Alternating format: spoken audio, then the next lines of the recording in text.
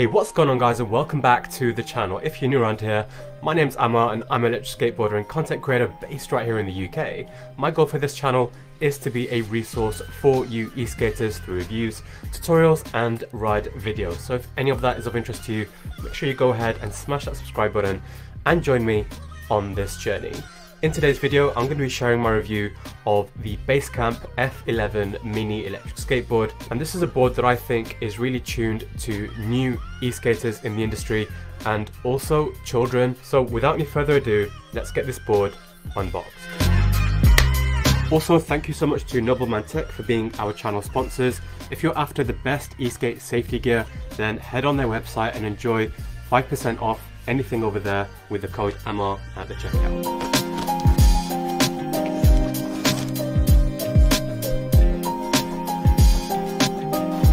Got an illustration of the board going on here.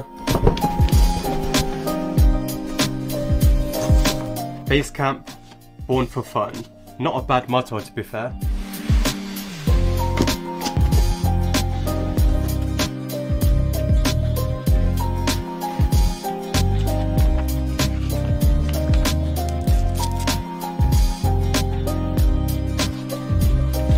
What's this thing? Ooh, a banner. Should I just, how does that look? Just give them permanent advertising for free? Maybe not. And of course the board itself. So before we take a look at the board, we do actually have a bag as well that comes free with the board, which is quite interesting. But let's take the board out anyway. Nothing else in the box apart from a charger. Very well packaged, by the way. The board fits in this box very snugly, like a glove.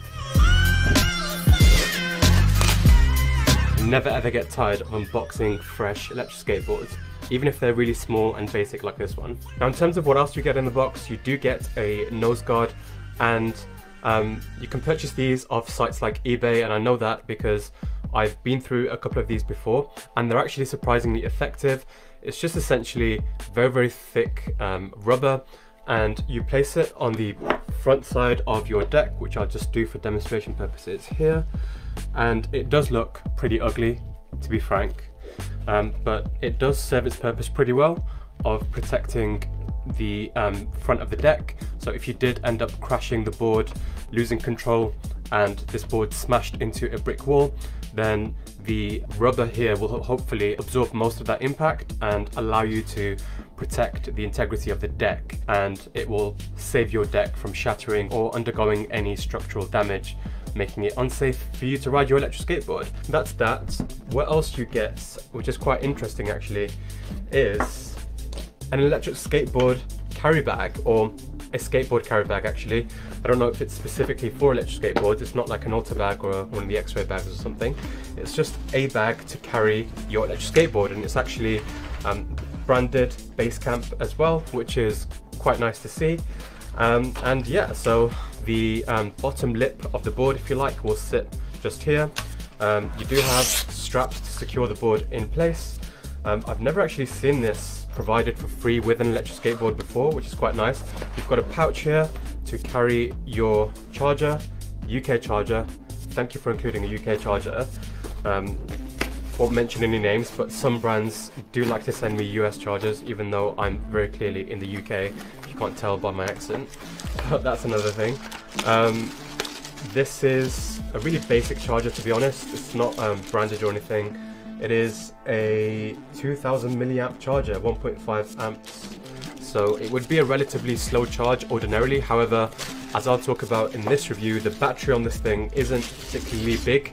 You can expect around 9 miles range with this board. This board isn't particularly built as a all-day cruiser. It's just a beginner electric skateboard designed for children or people that are just finding their feet in e-skate and want a simple basic board to get to grips with e-skate perhaps, or just something to nip around to town with that's really small, light, and that gives you a very fun ride. Somebody that's not a huge adrenaline junkie that needs, you know, the highest 30 mile, 40 mile per hour top speed electric skateboards, or a crazy amount of range. And equally so, we just have a very basic remote control, not branded in any way. It does have this nice insert for your finger, so that you do feel quite secure in holding it. In fact, the scroll wheel feels a little bit like a FlipSky VX1 remote controller, which if you know anything about e-skate and DIY, particularly DIY e-skates, then those are pretty much the best controllers there are. I say it feels like that because you've got a sort of raised edge in the middle here, and just the play and the sort of resistance required to accelerate or brake feels about the same as you would feel on a VX1. So it'd be interesting to see once I get on this electric skateboard how this feels like when I'm riding, especially with some gloves on, like my Nobleman Tech reflective gloves. So we will of course test that. You do have a reverse feature, a power button, accelerate, brake, and it charges with just micro USB. So the old charging cable. What you also get here is a few Allen keys and a T-tool. So everything that you need to maintain this electric skateboard is included just here in the box. Nothing that you'll need to go out of your way to source. Then of course we've got the charger, as we just mentioned, a 1.5 amp charger, and yeah, and the bag as well. So really interesting. I will be curious to test this out, and in fact I really want to see if this works with other electric skateboards, like for instance this X-Wave Flex Pro. It probably won't work because I can probably secure it from the bottom side, definitely not from the top side there. Might work actually with another mini board like the Wowgo Mini 2. So just to give you guys a very brief rundown of this board, we're looking at a single hub motor on the rear right side of the board, and it's a 300-watt hub motor, which is not the most powerful hub motor in the world, to be quite honest with you, and it does limit this board's power and top speed to 10 miles per hour. So once again, this is not going to be a board which you would purchase to experience top of the line performance with e-skate. That's simply not the market of person that Basecamp are targeting here. Who they're really targeting is beginner electric skateboarders and children. So hopefully for a child, 10 miles per hour will be more than sufficient, especially if they're wearing safety gear. Of course, always wear your helmet. If they're wearing pads as well, a crash at 10 miles per hour won't really be the end of the world. So a single 300-watt hub motor on this side of the board, and the advantage of course of using a hub motor on a board like this is that you'll never have to worry about replacing belts. Hub motors normally go on for hundreds of miles without any issues, and normally the only maintenance really that you need to provide for a hub motor board is to replace the wheel sleeve around the motor casing once it sort of breaks down and wears down, and those are normally quite inexpensive to replace and pretty quick and easy to replace. So no fuss with having to worry about getting stones and pebbles into your belts and tearing your belts, etc. Very minimal electric skateboard, very easy to ride day to day, and hopefully quite a dependable board, but I can't really comment on that until I've put at least 100 miles on this thing. Now the hub motor is connected to the battery with one single cable. This battery is relatively small, and I like though that it encloses the ESC and the battery all in this one little compartment, and there's definitely a bit of waterproofing that Basecamp have implemented into this design by pressing this battery down against a foam layer between the underside of the deck itself and the battery slash ESC slash BMS compartment. I still though wouldn't ever encourage you to ride in the rain, but this battery is relatively small. You can only expect around 9 miles of range with a board like this, but then again 9 miles should be more than sufficient to get you to and from the shops, or get you around town, or really whatever you need to do with this board, and get you back home to charge and replenish the battery once again.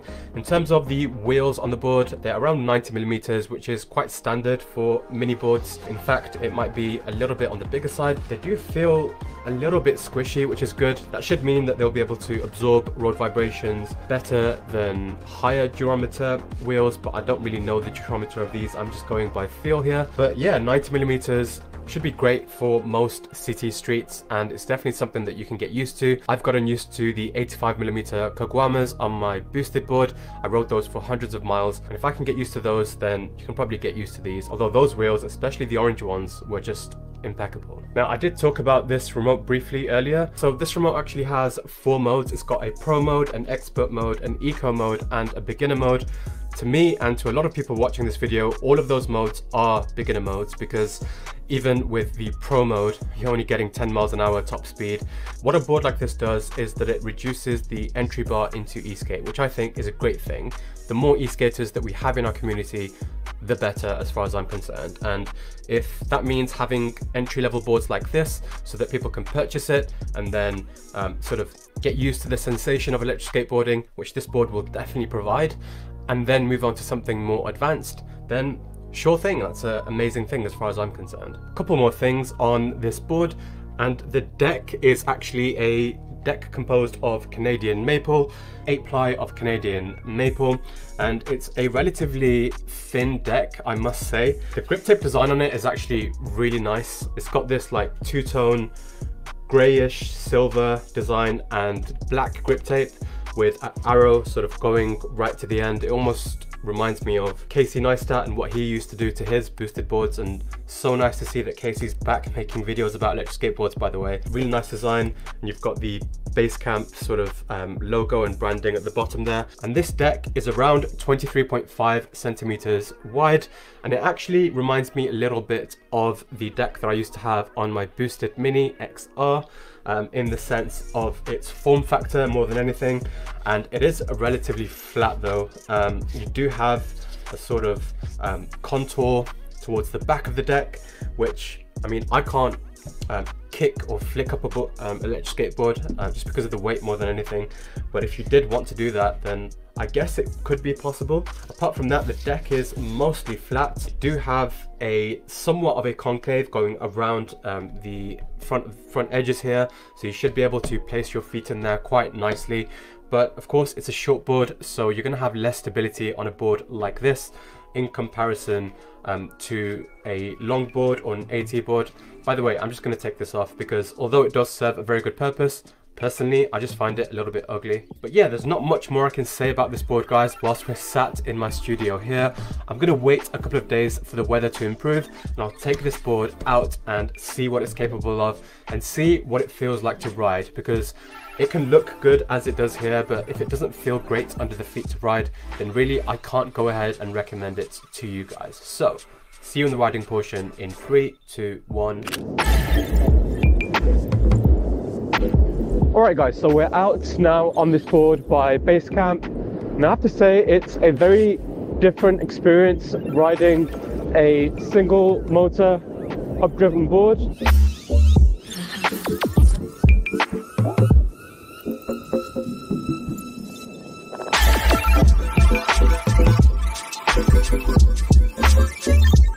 And this is a very different type of electric skateboard in the sense that it's made to be simple, it's made to be very basic. Not only do you lose out on the torque and acceleration and braking performance that you would ordinarily get on a belt-driven board, that would be better on a belt-driven board, but also it's a single hub motor board, so the effects of that loss in acceleration and braking is exacerbated, if you like.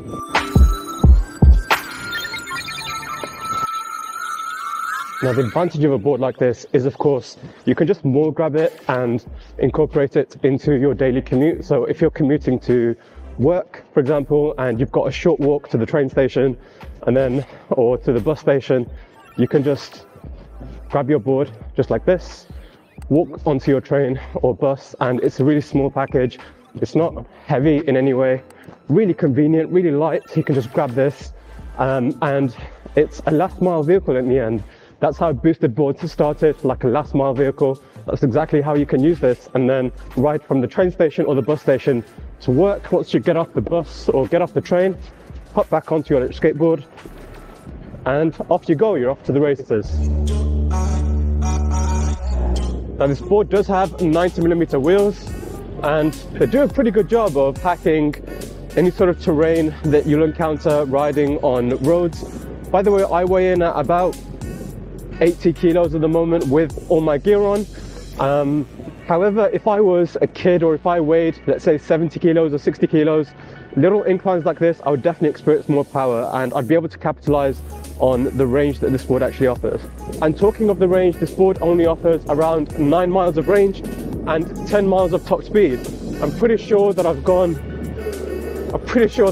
more than 10 miles an hour already, just because some portions of this ride have been downhill.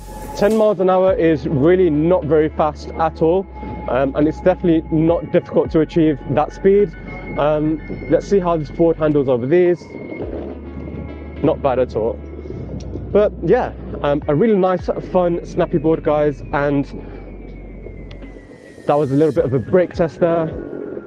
Really, I'm not used to having, I'm not going to call them weak brakes, because I know this board wasn't necessarily designed to have strong brakes. However, I'm used to much sharper brakes on my electric skateboards, especially when, I mean, now I'm moving on to gear drive with my X-Ray Atlas Pro, but I'm always used to brakes on belt drive, which are far stronger. And even when I'm braking on my hub driven boards, it's normally dual motor braking, so twice as powerful. I need to be careful. See, I couldn't take that left turn there because I wouldn't have been able to brake in time. Pretty good turning radius, to be fair. And yeah, all in, it's not a bad electric skateboard, guys. I would probably struggle to recommend a board like this to a seasoned electric skateboarder unless you already have a great electric skateboard and you're just looking for something to nip around to the shops with, throw into your supermarket trolley, or incorporate into your commute, throw into your gym locker, throw into your work locker. Then this could be a pretty good bet. If your commute is, let's say, less than 7 to 10 miles, this should be fine for you. I mean, you're not going to want to go much faster than 10 miles an hour anyway, probably in the morning. However, I think who this board is really made for is children and also beginner electric skateboarders who perhaps have a first board or are just totally new to e-skate and aren't used to the sensation of moving on an electric skateboard and controlling it entirely with a remote like this. But yeah, guys, for the moment, I'm just gonna continue enjoying this board, and I absolutely love how you can carve and just nip around on it and use the kicktail as well. I'm not gonna go too crazy with the kicktail because I'm not used to using kicktails, but I'm just gonna enjoy this board until the end of its range, and I'll catch you guys on the next one. So make sure you've liked, comment, and subscribed to the channel if you're new here, and see you guys soon. Peace.